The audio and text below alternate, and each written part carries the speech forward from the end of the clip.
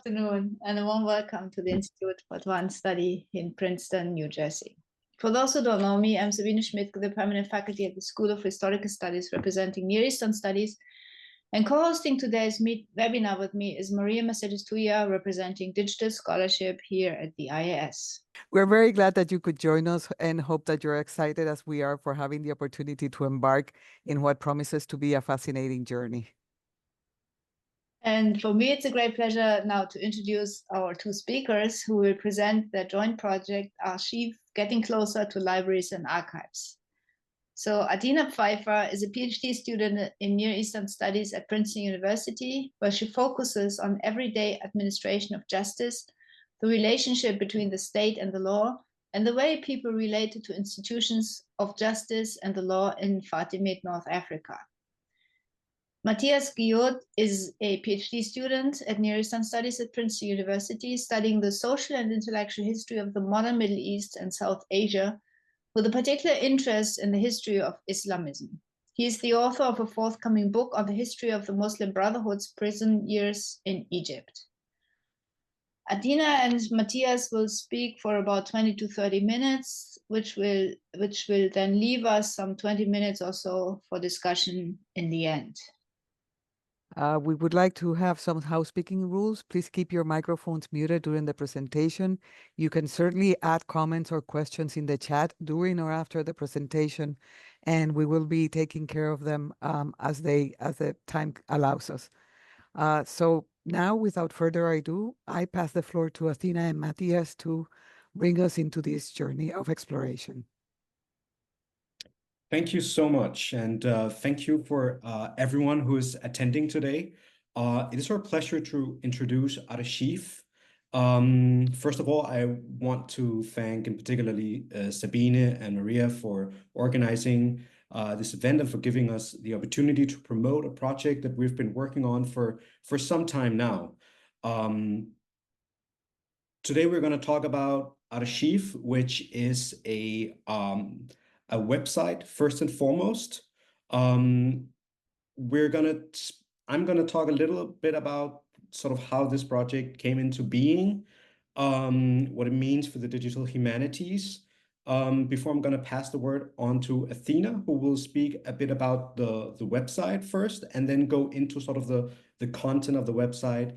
Athina will speak about some of the guides to the physical archives and libraries that we currently have. And then I will speak about the digital archives that we're also providing links to. Then Athina is going to talk a bit about how everyone can contribute to the project. And finally, I'm going to conclude the talk by talking about questions of maintenance and how we try to keep this project up to date.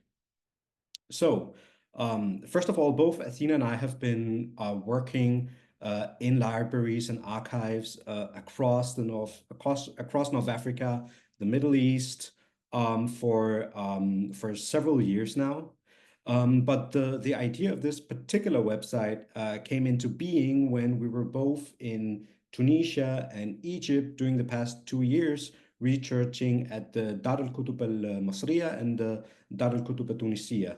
And these are the national libraries. They have rich collections, both of them, of Arabic manuscripts, but they are also notoriously difficult to access. And so before going there, we obviously had discussions with fellow graduate students, with professors, and we got great advice. But the advice were mostly related to the organization of the libraries, of the archives, what kind of material we could expect to find. And it was less about the actual practicalities of visiting the libraries in question. And so we obviously started looking around online, and there have been previous projects that I want to credit. Most of all, Athina, which probably many of you would know, a website that gathers guides to libraries in the Arab-speaking world. It's been a great website. It's also including more sort of general ruminations about different kind of collections. It provides essays, so it's not just guides. It's it's very much a more broader project, but it's also a project that unfortunately, for many different reasons, stopped working some years ago. I think the last active post that we have seen is from 2019 or 20, there and about. And so, for instance, the guide to the Dar al-Kutub was more than 10 years old. And so we also looked at another website, Dissertation Review, and this is also a great resource for researchers, but it has really no regional focus. And so what we were seeing was this lack of a place for researchers, and in particular, young graduate students who are just starting out their research careers, a place for them to find actual practical advice on how to access and navigate in libraries and archives across not only North Africa and the Middle East, but also the Caucasus and South Asia. So we sat down and we wrote as we entered the Dar al-Kutub, both in Egypt and then later in Tunisia, we wrote actual practical guides on how to do this, first for ourselves and in the future, because there are, as Athina will talk about, there are often very complicated and not very transparent rules. So for instance, how to not only locate your resources or your material, but also, for instance, ordering scans and paying for them. This can be a quite complex process. And so we wrote down these guides, and then eventually we decided to make this available for everyone else. And kind of our dream with this project is to make it as collaborative as possible. It is currently student run. It's edited by Athina and I. It's funded by the Department of Near Eastern Studies at Princeton University. But we very much seek to include everyone. So not only graduate students who are struggling with accessing and finding their materials, doing their dissertation research, but also professors, postdocs, independent researchers, and so forth. We have so far seen great enthusiasm for the project. I think currently we have more than 24 guides to 10 different countries across these different regions. And so while the digital humanities historically have had a great focus on how to allow researchers to access material remotely, I think the enthusiasm for this project has also shown that there's still a very much a great interest for many scholars in actually physically accessing archives and libraries. And one of our ideas is to use one of these digital tools, the website, as a platform to actually encourage physical access to research material, because as you may know, there are great advantages of actually being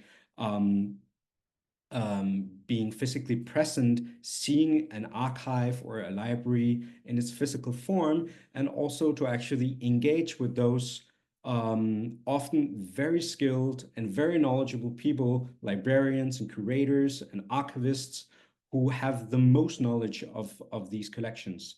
And this is simply what Arsheef seeks to promote.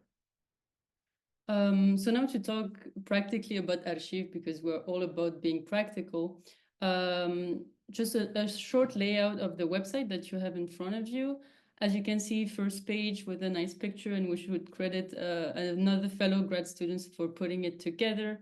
Otherwise, you have very few items where you can click on actually on Arsheef, because we want it to be practical. And so we imagine people opening either their computer or opening their phone, such as an app, and just, clicking on the different items and quickly accessing the different information. So you have one with guides, which are the practical guides to the libraries. I will talk about them very soon. Then you have digital humanities, basically, so digital collections, and Mathias will be talking about this. Then you have contribute, we'll go over it together also. The podcast section, we still are working on it, but we are happy to talk about it in the Q&A. And then the classical about. As for the guides, so the guides are the main focus of Arsheef, providing practical guides for accessing libraries and archives. As Mathias told you, we have approximately 10 countries now and more than 24 guides. All the countries that you can see are within four regions, North Africa, the Middle East, the Caucasus, and South Asia.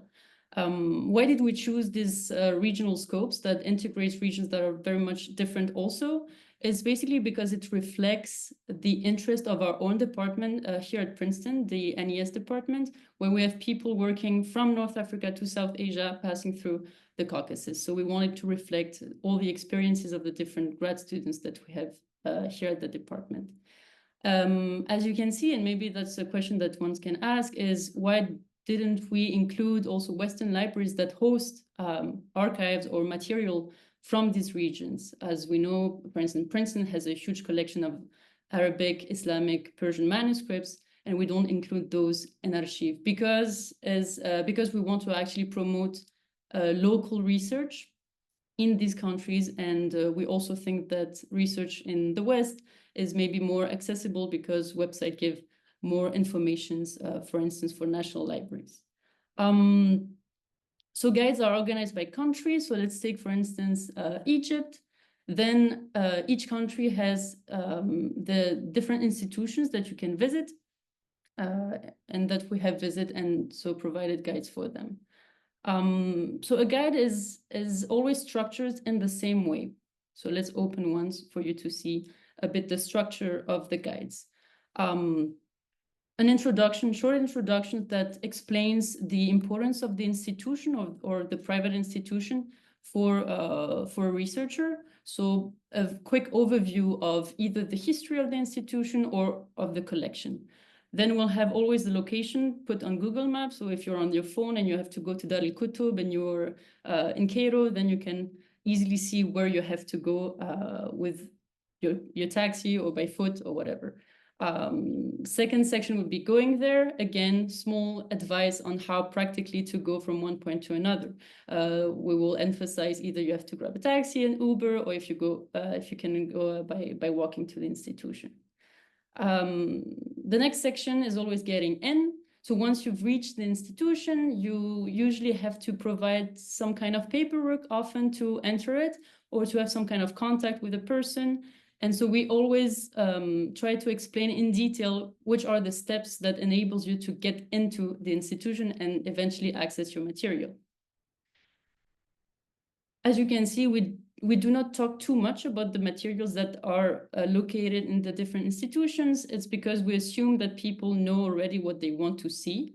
And therefore, we emphasize rather the techniques of finding your material on site, which would be either noticing the different catalogs that exist online or not online, whether you can access a physical catalog in the institution or whether you have to rely on people to know what you're looking for. Then ordering your material, that could also involve some paperwork. So we try to always provide some information about that. And then because we know that people often go to a place and they cannot stay for 1 month, 2 months to look at the material on site, they likely would like to have some scans or some digital options to then consult the material when they're going back home. And therefore also provide different information if it's possible to get such scans or digital images. And then we finish by 2 sections that are mostly, we take into account the needs also of a fellow researcher that needs to eat and to not suffer from the lack of AC, for instance, Dar el-Kutub. So we also note these kind of remarks and some additional remarks if, sometime you can find something to do next to the Dar el-Kutub or not. As you can see, maybe from the Egyptian example, we have very much different types of institutions that we cover.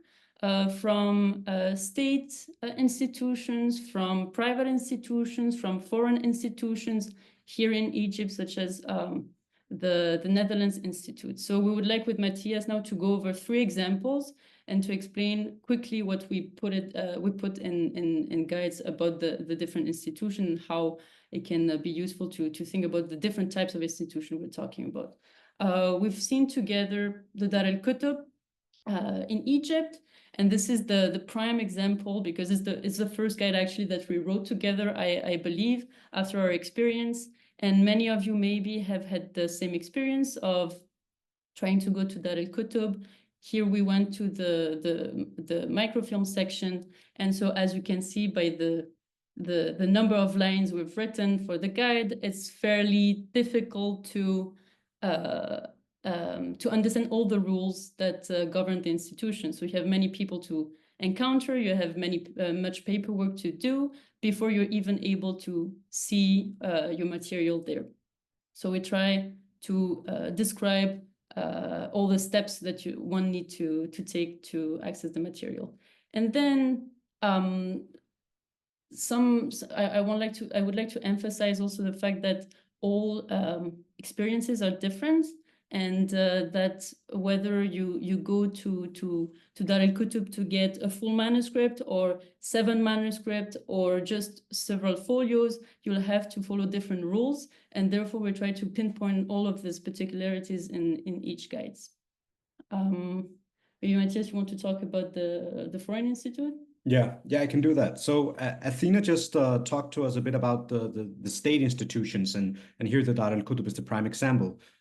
Just to maybe add one thing about why things can get really complicated is, for instance, in the example of paying at the microfilm section at the Dar al-Kutub in Cairo, if the amount of material you want to order as scans, if that material exceeds a particular amount, you will actually not be able to pay at the library. You will have to go to another section at the library, which is located far from the Dar al-Kutub, and you would have to go into a basement and you have to buy there. But there you cannot pay in cash, for instance, as you can at the Dar al-Kutub. So you would also need a credit card, but they don't accept foreign credit cards. So you need to find an Egyptian who has an Egyptian credit card in order to pay. And we try to list all those processes so that it actually helps researchers navigate, because one thing that we would have loved to know in advance is, for instance, that you don't have to order all your materials in one day, meaning that if you have several days available to you, you can go to the Dar al-Kutub throughout the week and order sort of step by step a few manuscripts each day, which will then save you from actually doing that very costly affair of going to a whole other administration in order to pay for the total amount of manuscripts. So that was the state institution. I want now to speak about one of the foreign institutions. Especially in Egypt, there's a lot of foreign research institutions that also host libraries. And one of them is the Netherlands Flemish Institute in Cairo, the NVIC, which has a wonderful collection, especially of more contemporary works. What they also have is a collection of periodicals. And here, the personal element is really important, because when you access their website, you won't always be able to see what kind of periodicals they actually possess. Meaning that what I learned from visiting the place was that they actually have their own catalog in an Excel file that is not available publicly, that they will then send to a researcher. This is also, for instance, the case at AUC, where finding aids for many of the collections of private papers are not available online. You will actually have to go and speak to a librarian there, who will then be able to provide you with a file, an electronic file of a finding aid for a particular personal collection of personal papers. And obviously, not knowing these things can even have the effect of making your visit to a particular library not very useful, because those catalogs are simply not exhaustive or not even accurate. They don't reflect the actual collection of a particular institution. And so we try also to emphasize this aspect for some foreign institutions, and I'm not going to mention names here, but some foreign institutions also hold information, material that by the states that they're in are deemed subversive. For instance, for me, being a historian of Islamism, accessing periodicals published by Islamists are notoriously difficult.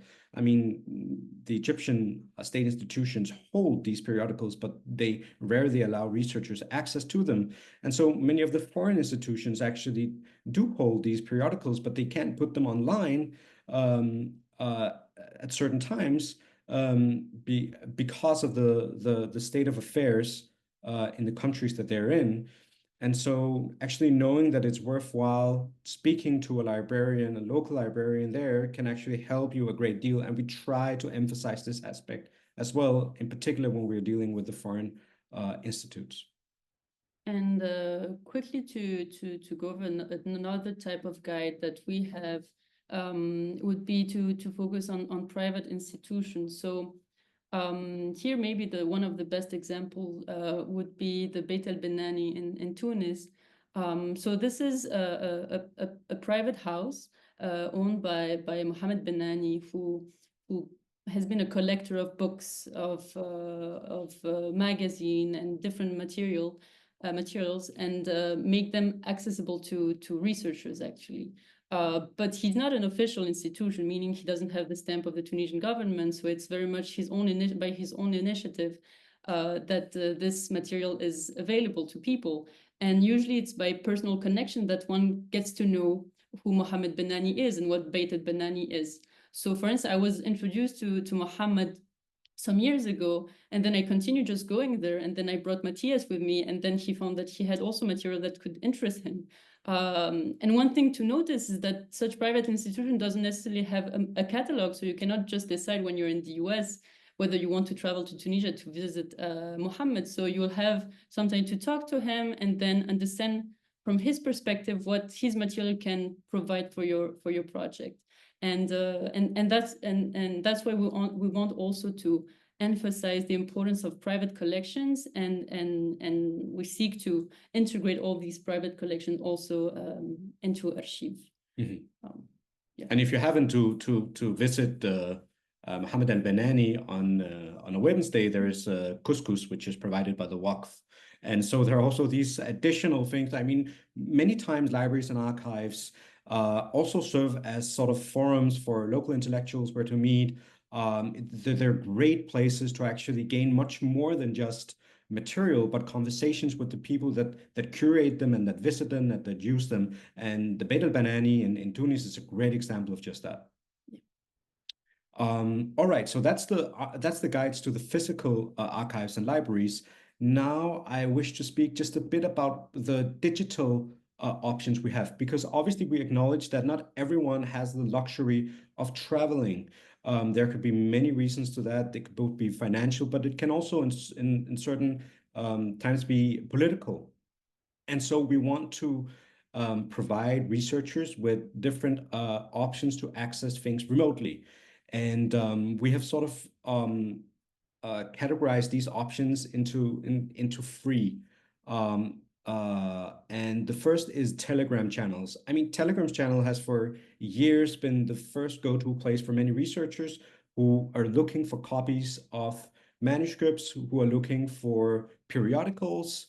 They are usually curated by private individuals. These are large groups wherein people, usually it's either controlled by one individual, but also it will allow for contributions by other users. And they are typically organized actually by libraries. So you see here, for instance, Saudi Arabia, you will have a Telegram group for the King Abdul Aziz Library in Riyadh, where then users who actually go and scan manuscripts there, they will then upload their own personal copies into these Telegram groups, which then are accessible for you. I mean, they don't have catalogs per se, but there is a very useful function in most Telegram groups where you're able to search through the group and look for your particular archive. So we've gathered all these groups that we were able to find. And as you see, there are for Saudi Arabia, we have Qatar, the National Library of Qatar, we have Egypt, even the Dar al-Kutub.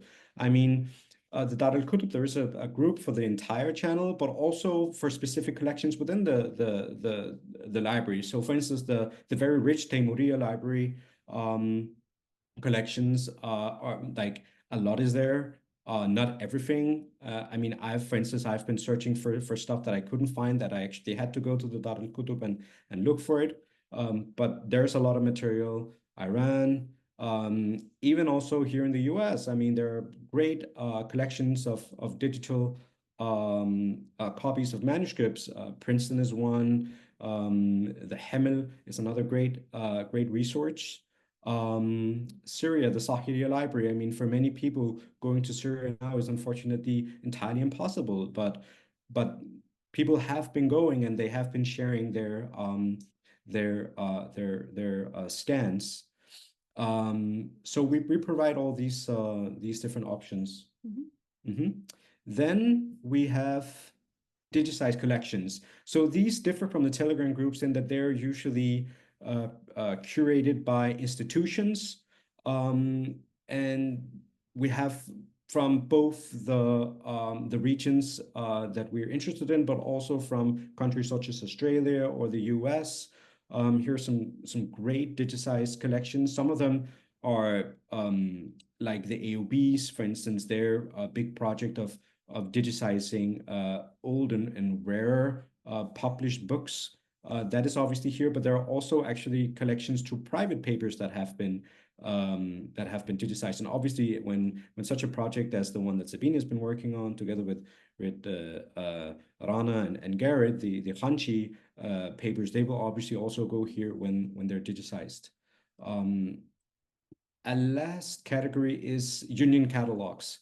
I mean, union catalogs have existed for many years, mostly in these older, hard to find physical book copies. They're great. For instance, this one that is pictured here is a catalog of those Arabic serials and newspapers that are held in all the British libraries. Probably the most popular union catalog that is online at the moment is WorldCat, but there are also actually union catalogs that try to gather libraries from different regions. So we have the Arabic Union catalog. I've been very much helped by the Suduk, which is the union catalog, the digital union catalog for university libraries in France.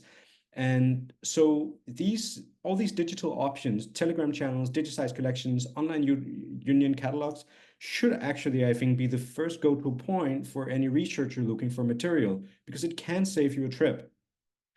Obviously, we still want to promote actually going there to the physical library and archives, but these options, I mean, a lot of things are actually already available, and it may also help guide you to what you're looking for when you then actually go. All right, Athina? Yes. Quickly, if you're very much interested in helping us making this project grow, we're always looking for contributions. So the way we did it so far is to, in the first time, write the guides ourselves where we've been. Then we asked personal connections because we knew that they would go to this archive or that they had been to this one to write guides. And then we developed this form, which follows basically the template that we introduced you to for the guide. So it's we tried to make everything easy for the contributor, meaning that it follows the template that you can and you can find inspiration already from existing guides. You complete the form, and then you just send it off. What happens next is that both Mathias and I review the guide. We propose some editing, then we send it back to the contributor who accepts or who wants to make some modifications, and then we just upload the whole guide online. So again, we try to make the website and the contribution side very easy. And we have, as you can see here, a bunch of people from our department, so fellow grad students, but also people from France, from Beirut, from other places in the US who already have contributed for their own research.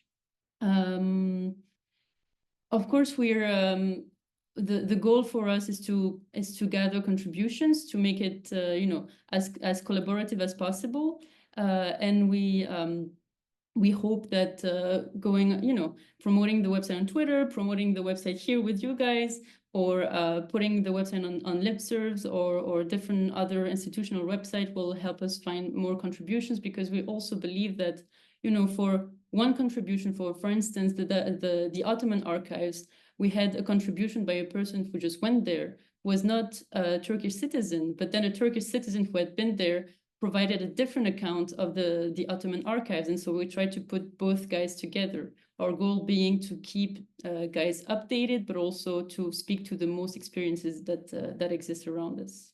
Mm.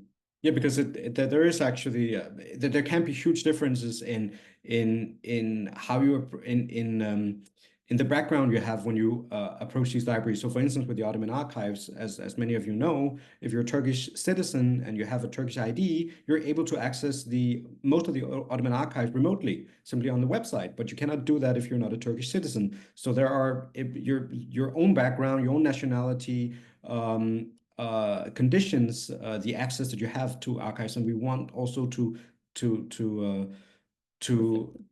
reflect that in the guides.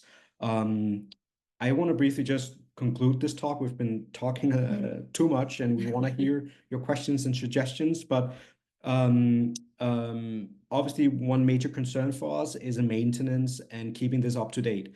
And we can only do that by the help and support that we receive from other researchers. So we also want to really take this opportunity to ask for all of you who have firsthand and in-depth knowledge of actually going to archives and libraries to provide new guides. Even if you haven't been to an archive or a library that is not reflected here. I mean, maybe you have different perspectives. Maybe you've been to a library and you've noticed that there is some kind of update in, for instance, the payment of ordering scans. And so please write us and help us keep this website up to date. The last thing I just want to mention is there's also a great teaching opportunity in using this website that we've been thinking about.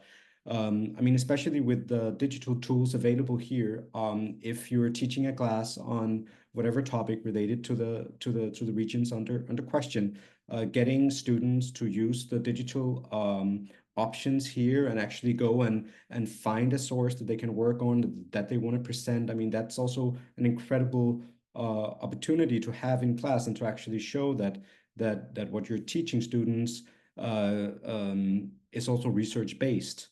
And that is something that both Athina and I are very keen to exploring in our own teaching. So yeah, thank you so much for listening, and we look forward to your questions and suggestions and not least contributions. Yes. Thank you. Thank you so much. Thank you both so much for this wonderful presentation. This is really an amazing tool. I mean, I had been using it a bit before, but I mean, now seeing all the options and possibilities, this is really wonderful, and I do hope that many people will contribute as you continue. So we have some time for questions or comments or suggestions. I have a question. I was wondering, in your experience, how does the different archives deal with you being able to take a photo with your phone? I don't know if you're meaning this, or whether you're talking also about taking picture of the material in the archives. Yeah, of the materials. So for the material, there are many different rules. Either you have to stick by the rule, which is not taking picture, or sometimes you can find some kind of arrangement with the local librarians. And it will be on a personal basis, I would guess. It really depends. It really depends. Mm-hmm. It does. I mean, I have one experience. So I went to the Khaldounia library in Tunisia for I think a year ago or something like that. And it's just a very small library. There's one librarian there. They're very sweet. And there are these huge, like when you enter the library, there are these huge signs that says photography, like no photos. Photography is not allowed. And so I had this big book that I needed, and they have no scanners available. And so I simply just asked them, and she just went, go ahead and scan whatever you want. You can take as much pictures as you want. So typically there will be institutional rules, but there will also be an extent to which those rules can be bended and broken and negotiated. And that's really we know that this is a major concern for many people. And so within the section of the ordering scans that we have in the guides, we usually also put the rules of photographing and scanning and how those rules can usually be negotiated or bended. Yeah, and maybe we can add also, it doesn't mean because it's a private institution that you can take pictures as easily. For instance, the Beit el-Benani, Mohammed is very keen to have how to say it, a formal transaction when you take pictures. So he's very much a private individual who has his private collection, but you have to agree upon a price for the different pictures that you want to take of the material, which is, I think, also a perfect, makes perfect sense because, you know, we're using his library and he's providing a service. And all of this is, he states it very out loud, meaning it's not a bakshish that you give to the person. Is if you want pictures, you have to pay this amount and that's it.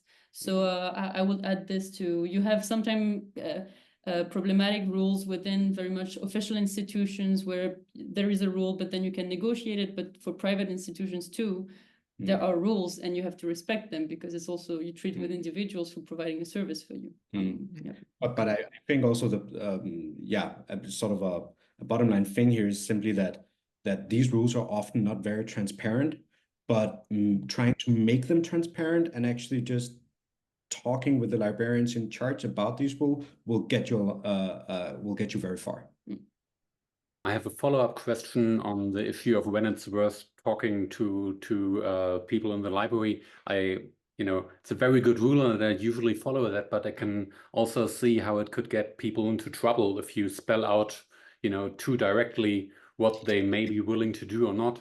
And did you develop something like way of circumventing that, or maybe winking when there is some informal arrangements possible, just to protect the people who we would all like to continue cooperating that informally with us? That's a very good question, and indeed we try as much as possible to always protect the person, the institution, the personnel who works there. And therefore, if you read different guides where there are sometimes informal rules that you can follow, it's always about this is the official rule, and then you can maybe discuss with the personnel and at this time see whether there can be something else. But we always say the official rule because that's the most important and because you have to follow the rules. And then we do a small wink whether you can or not discuss with people, but without naming always. Yeah, we never name staff. We never do that. And we also try, sometimes we do receive contributions where we can see that the experiences are very subjective. Like perhaps that particular person have had a very bad experience at one library, and usually we won't allow those sort of more subjective feelings to really come through in the guide. Also because we know that these guides are meant to promote research in that particular institution, meaning that it is actually meant for other researchers to go. So we don't want to actually stop access to an institution because an institution becomes aware of what we're writing. And so obviously we're also very transparent when we go to an institution, and especially an institution that we have some kind of relationship with, we will try to involve them in this project. And we have actually many of the institutions that we've been writing guides to have reached out to us and been thanking us or actually been providing additional information that we can put on these guides. But yeah, informal rules, that's mostly something that you've got to keep in mind yourself as a researcher. We explain the official line and try to provide a few winks here and there if those guidelines can be bended. Kislane Ben Uzi, thank you so much. What about manuscripts in Morocco? I don't know. That's a very good question. So what is interesting with Arsheef is that we always have someone who says, oh, what about this country? What about this archive? And basically, we count on you. I've personally never done research in Morocco, so I cannot write a guide. I've been in contact with different colleagues who have been doing research in Morocco. But Rizlan, if you have experience in Morocco, would love to receive a guide from you. We'll often answer by this way to people asking us, what about this one?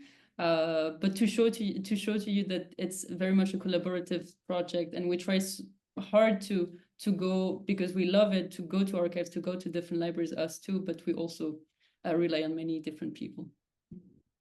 Just to add on to what about, I noticed you have nothing about Russian libraries.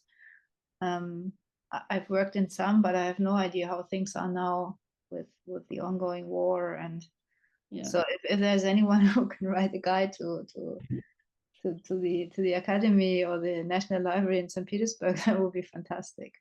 Yeah, I mean, we have been in contact with some who have had experience there, but that has obviously been prior to the war, and so they have been a bit wary about writing a guide now because they fear that it won't really reflect the circumstances of today.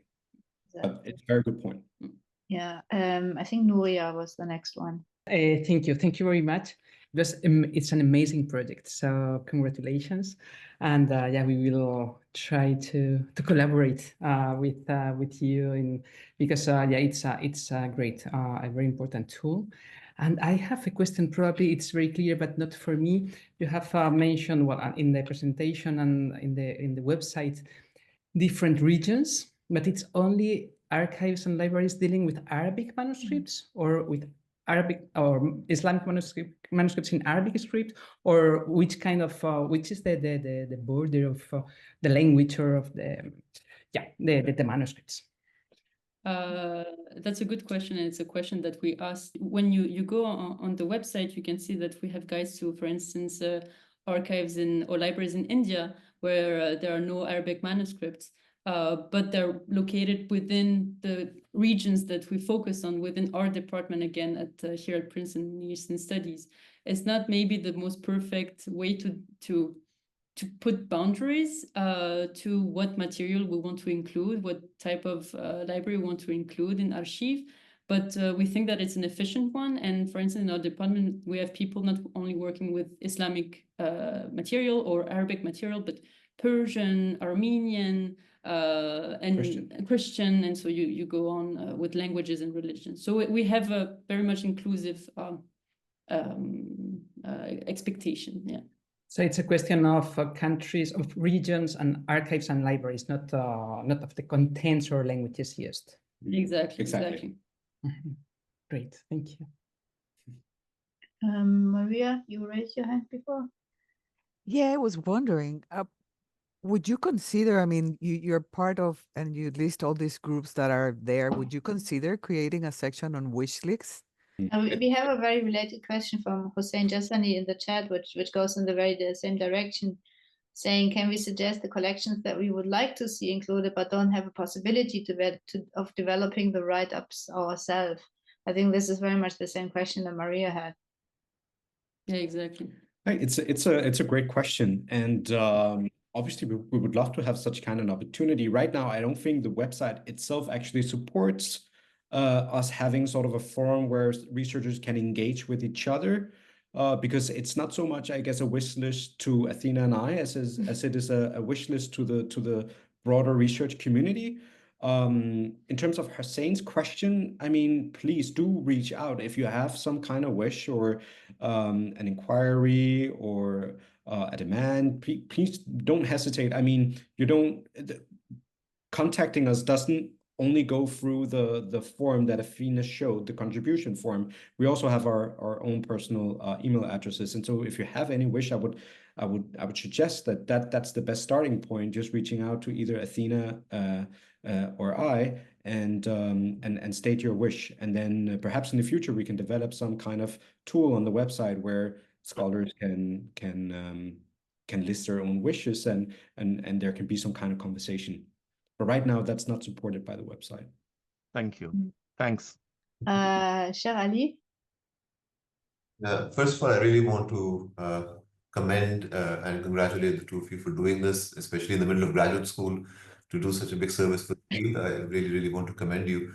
I was curious the thought process that went into the digitized collections in terms of the links and the kinds of collections from each country. I noticed that under Pakistan, you have a very fascinating endangered archives from Balochistan, which I had not seen before. So I was just wondering what was the thought process that went into which digitized collections you focused on. And the other kind of question I had was, which is not perhaps directly connected to what you're doing in this website, but I've often wondered, especially in Pakistan, which is primarily the site that I do most of my research in terms of manuscripts, there are all these, private homes and places where people have passed on, but the private collections of incredible Arabic, Persian manuscripts lying there, even public libraries for that matter, which have very little government support. What is the best practice in terms of what one should do in that kind of a situation in terms of starting the work of trying to preserve them? You might know better that whole arena of manuscript preservation, but what would you suggest as the first steps in terms of what one can do in that situation if one encounters something very excellent, but with condition being very deteriorating over time? That's a great question. As I see, there are actually two questions here. So the first question is about the categorization that we use for the digital archives. I mean, I think, Athina, you could speak a bit about that because you were kind of in the process of collecting those digital archives. Yes, and here I want to acknowledge also the help of librarians who helped us with providing links to digital archives and collections that we had no clue about, because as Sabine presented us, we're not specialists of all the countries or regions we are providing links for, right? So how we did it is both contacted different librarians here in Princeton University, but also someone else who's hosting some kind of list of different digitized collections in the different regions. So we basically collected from different sources and then our own experience of the internet to gather all the links. And we try to stay up to date when someone tells us, oh, I know this one is not on your website. Okay, I will just add it on the website. Then about the categorization, we chose maybe the one that would be easiest for a person who's working on the region by national states that exist nowadays. It's not always satisfactory, but we think that it's maybe the best option to have some kind of categorization of the links. Yeah. And as for the second question, I mean that it's a great question, and obviously those private archives, libraries that we do have on the website are those that have some kind of public-facing attitude. I mean, for instance, the Beit al-Banani is a private archive, but it's also a very institutionalized archive in the sense that he is actually himself promoting access to the archive. You can find him on his Facebook page, and you can request access and it's open, almost kind of like a library, right? I mean, what I gathered that you're talking about is more private archives, like family archives, and that's a whole other thing. We don't actually have any family archives so far on the website, and that's because I think of the very complex process of dealing with these archives. I'm in the process of trying to preserve a family archive in Tunisia at the moment, and it's a very delicate process because there are many questions that go into such preservation. I mean, the particular family that I'm dealing with is very keen to preserve it, but they don't want it in they don't want it under state control. And so many of these countries, it's not only illegal, but I would also say unethical to actually remove those family or private archives from the countries themselves. And so what typically in this situation we're looking for is some kind of institutional support from either a private or a foreign institute in that country that can actually help not only catalog but also digitize the collection, right? And that's often a very complicated process because many of these foreign institutes, for instance, in Cairo, the NVIC, I mean, they have a great library, but they don't really have a cataloging process. They don't have the staff or the money at hand available to actually digitize and make them available also on a digital platform. And so I think in your case, I mean, this is something that I'm thinking about myself, is to and what has also been done in terms of the Khanji archives, I think, is to basically have some kind of foreign institutional and financial support that will help you provide not only the financial means, but also often a platform where those digital copies can be made available, but then linking it to some kind of foreign or private institution that is not, in my case, not state controlled, which can then be sort of the preservers of the physical content. And then doing this kind of institutional, foreign institution, like doing this connection with a foreign institution abroad, and then either a foreign or a local institution within the country, that I think is a very good way to start such a project. Thank you. Thank you. Well, thank you very much. I think we are slowly coming to our end, but this has been absolutely fascinating, and I really hope that this is this today help you and all of us to find more volunteers to write more of these guides, which are so extremely helpful.